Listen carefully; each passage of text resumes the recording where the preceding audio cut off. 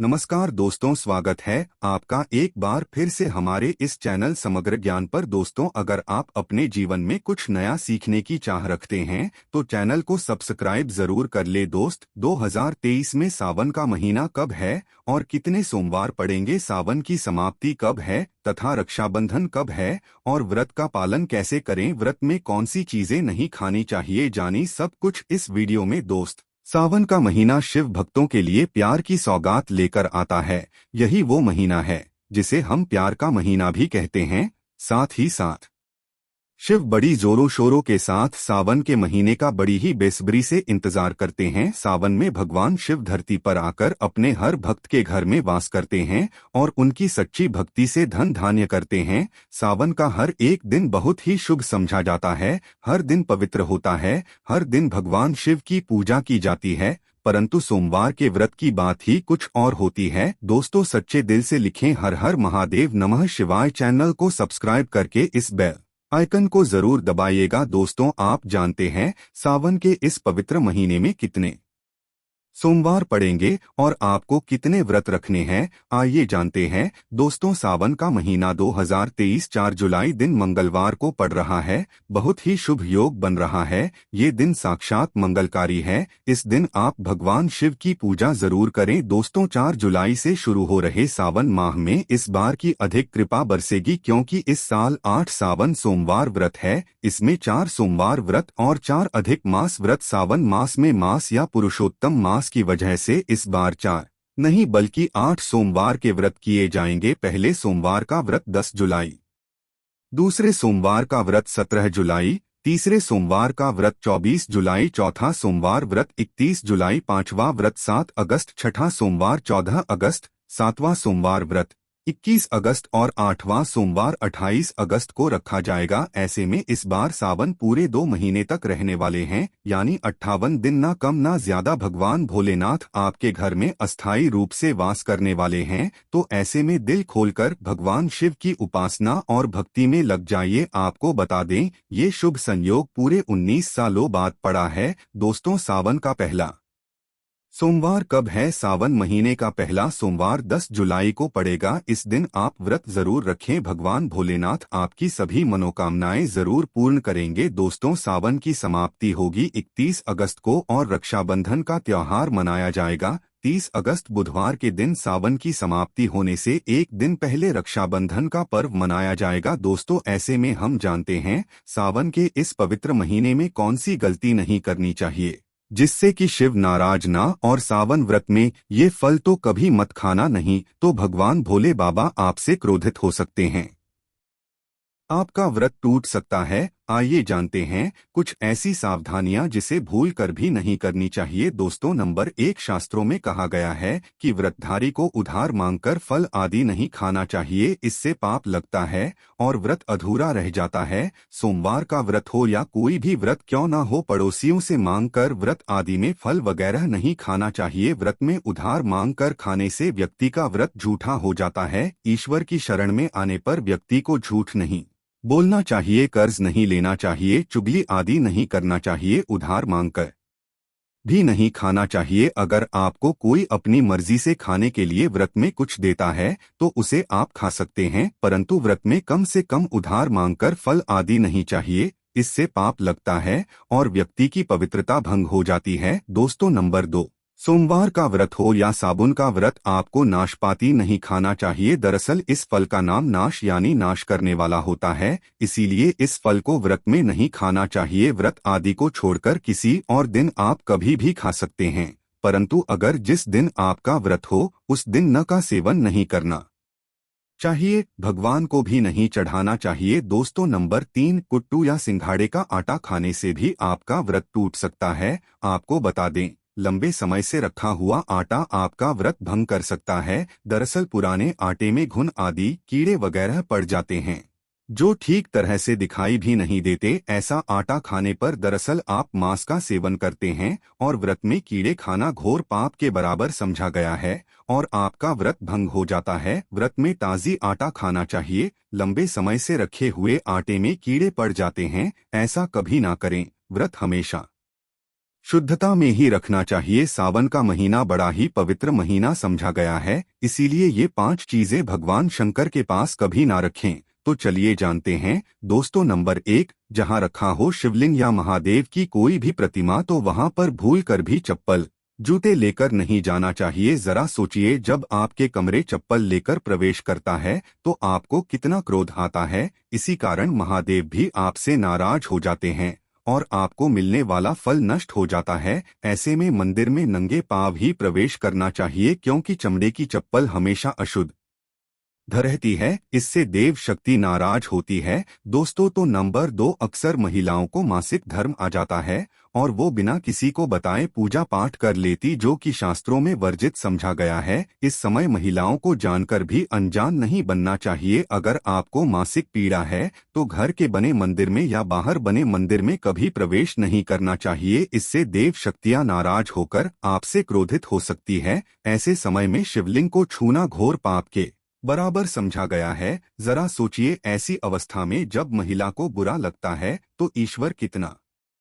बुरा लगेगा। इसीलिए महिलाओं को ऐसी अवस्था में मंदिर, यात्रा, घर में पूजा पाठ, भगवान की प्रतिमा को छूना या तुलसी में पानी भी नहीं डालना चाहिए। तुलसी का पौधा भी सूख जाता है। जब देव शक्तियां नाराज होती है तो लाजमी है कि घर में कंगाली और गरीबी, लड़ाई झगड़े होने लगते हैं। ऐसा कभी मत करना। दोस्तों नंबर 3, शास्त्रों में बताया गया है कि जहां होता है शिवलिंग तो वहां सभी शक्तियां सक्रिय रहती हैं। अगर घर में होता है शिवलिंग तो वह व्यक्ति महादेव की कृपा सदैव पा लेता है। वास्तुशास्त्र के अनुसार शिवलिंग से हर वक्त ऊर्जा का संचार होता रहता है, इसीलिए शिवलिंग पर जल धारा हमेशा होनी चाहिए, जो ऊर्जा को शांत रखता है। कुछ लोग अपने घर में शिवलिंग तो रख लेते हैं, परंतु वो 1 हफ्ते के बाद जल चढ़ाते हैं, जो कि बिल्कुल भी अच्छा नहीं समझा जाता। अगर आप जल नहीं चढ़ा सकते तो आप अपने घर में शिवलिंग स्थापित कभी ना करें, जो कि गरुड़ पुराण में बताया गया है। इससे उल्टा घर में विनाश होता है। दोस्तों तो नंबर 4, शास्त्रों में बताया गया है कि तुलसी और महादेव का बैर समझा गया है। इसी कारण तुलसी में शिवलिंग और गणेश की प्रतिमा को नहीं रखा जाता। कई लोग जाने अनजाने में शिवलिंग को तुलसी में रख देते हैं और घर में परेशानियां आना शुरू हो जाती है। इससे महाशक्ति क्रोधित हो जाती है। शिवलिंग पर तुलसी भी नहीं चढ़ाना चाहिए। तुलसी में और शिवलिंग में कुछ दूरी होना चाहिए। दोस्तों नंबर 5, घर का मंदिर या बाहर का मंदिर, किसी भी मंदिर में ऐसे व्यक्ति को प्रवेश नहीं करना चाहिए जिसने स्त्री प्रसन्न अर्थात संभोग किया हो या उसने मांस खाया हो। अगर आप शारीरिक रूप से गंदे हैं तो मंदिर के आसपास भी नहीं जाना चाहिए।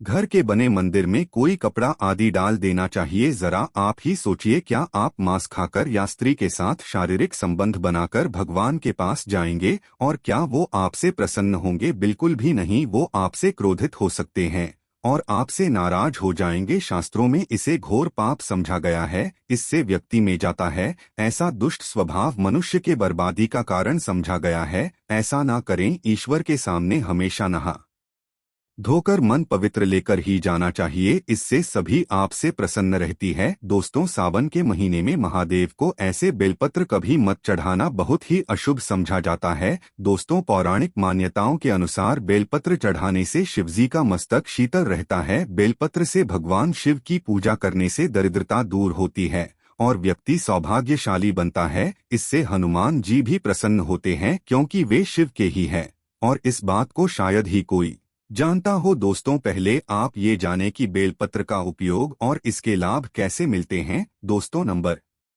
1, तीनों लोकों में जितने तीर्थ स्थल प्रसिद्ध हैं वे सभी तीर्थ स्थल बेलपत्र के मूल भाग में स्थित माने जाते हैं। इस बात को शायद ही कोई जानता हो। दोस्तों नंबर 2, यदि बेल का वृक्ष घर के बीचों बीच या पूर्व दिशा में लगा हो तो घर में की कोई भी कमी नहीं रहती और परिजन खुशहाल रहते हैं। दोस्तों नंबर 3, जो व्यक्ति बेल के वृक्ष के मूल भाग की गंध पुष्प आदि से पूजा अर्चना करता है उसे मृत्यु के पश्चात शिवलोक की प्राप्ति होती है। दोस्तों आप जानते हैं बेलपत्र से जुड़ी कुछ खास बातें। चतुर्थी, अष्टमी, नवमी, चतुर्दशी और अमावस्या तिथियों को संक्रांति के समय और सोमवार को बेलपत्र नहीं तोड़ना चाहिए। पूजा से एक दिन बेलपत्र तोड़कर रख ले। दोस्तों, आपको बता दे, बेलपत्र कभी अशुद्ध नहीं होता। यदि आपको पूजा के लिए नए बेलपत्र नहीं मिल रहा है तो आप किसी दूसरे के चढ़ाए हुए बेलपत्र को स्वच्छ जल से धोकर भगवान शिवा को अर्पित कर सकते हैं। दोस्तों, बेलपत्र में 3 पत्तियां होनी चाहिए। कटी फटी पत्तियों का बेलपत्र भगवान शिवा को अर्पित गलती से भी मत करना। कटी फटी पत्तियों को अर्पित करने से शिवा का अपमान जाता है और बेलपत्र का भी। इसीलिए बेलपत्र की पत्तियां एकदम साफ होनी चाहिए। दोस्तों, सावन के इस पवित्र महीने में अगर जिस व्यक्ति को 5 संकेत मिल जाए तो इससे ये पता चलता है कि महादेव आपकी भक्ति से बहुत प्रसन्न है और आपको धनी होने से कोई भी नहीं रोक सकता। तो चलिए जानते हैं। दोस्तों, नंबर 1, बेल का दरवाजे पर आना। नंदी महाराज भगवान भोलेनाथ के वाहन है। नंदी को शिव का द्वारपाल भी कहा गया है। नंदी महाराज को बुद्धि और ज्ञान का चिन्ह समझा गया है।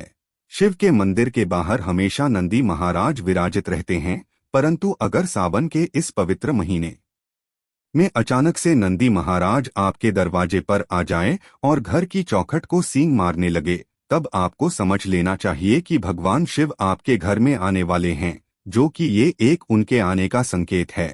भगवान शिव भक्ति से बहुत प्रसन्न है और आपके घर में खुशियां आने वाली है। आपको धनी होने से कोई नहीं रोक सकता, परंतु याद रहे, नंदी महाराज को तिलक लगाकर मीठा भोग जरूर खिलाए। दोस्तों, नंबर 2, सावन के पवित्र महीने में अचानक से आपके सपनों में अगर शिवलिंग दिखाई दे जाए, अर्थात भगवान शिव दिखाई दे जाए, तो इसे आपको ये समझना चाहिए कि अब आपके जीवन से परेशानियों का अंत जल्दी हो जाएगा। भगवान शिव की सच्ची आराधना भक्ति से बहुत खुश है और वो आपके घर में आने वाले हैं। ऐसे में याद रहे, शिव की भक्ति में कोई भी कमी नहीं आना चाहिए। घर को गंदा मत रखना, क्योंकि आपके घर में भगवान शिव आने वाले हैं। दोस्तों, नंबर 3, शास्त्रों के अनुसार समझा गया है कि नीलकंठ भगवान शिव का चिन्ह है। अगर आपके घर में सावन के महीने में नीलकंठ छत पर आकर बैठ जाए तो उसे भूल कर भी मत भगाना, क्योंकि ये भगवान शिव का चिन्ह समझा गया है। ऐसे में आपको होना चाहिए, क्योंकि भगवान शिव आपकी भक्ति से बहुत खुश हैं। शास्त्रों में बताया गया है कि नीलकंठ अगर मनुष्य के घर पर आकर बैठ जाए तो साक्षात घर में महाशिव के आने के संकेत माने गए हैं। अब आपके बुरे दिन जाने वाले हैं। कहते हैं, श्री राम ने इस पक्षी के दर्शन करने के बाद ही रावण पर विजय हासिल की थी। दोस्तों, तो नंबर 4, सावन के पवित्र महीने में अचानक से घर में काला सांप निकल आए तो बहुत ही शुभ समझा गया है। इसे बिल्कुल भी ना मारें, ये भगवान शिव आने का संकेत है। जिनकी भक्ति से महादेव प्रसन्न होते हैं, तब महादेव किसी खास अवसर पर ही अपने दर्शन देते हैं। सावन का महीना बहुत ही पवित्र महीना समझा गया है। यही वो महीना है जिसमें भगवान शिव धरती पर आते हैं और उसी घर में अपना वास बना लेते हैं। जो सच्चा भक्त होता हो, सपनों में किसी मंदिर में नाग नागिन का जोड़ा देखना बहुत ही शुभ समझा गया है। ये घर में शिव के आने के संकेत है। अब आपको खुश होने जरूरत है। दोस्तों, नंबर 5, सावन के शुभ अवसर पर सोमवार के दिन डमरू की आवाज, घंटियों की आवाज सुनाई दे जाए तो ये अत्यंत शुभ समझा गया है। इसका अर्थ ये है कि भगवान भोलेनाथ आपसे प्रसन्न है और जल्दी आपके घर और जीवन में प्रवेश करने वाले हैं, जिससे आपका आर्थिक संकट दूर होकर जीवन में सुख समृद्धि आने वाली है। महादेव आपसे बहुत खुश हैं। दोस्तों, और महादेव की कृपा पाने के लिए एक बार भगवान शिव जयकारा जरूर लगाएं। हर हर महादेव, ओम नमः शिवाय। एक लाइक तो बनता है।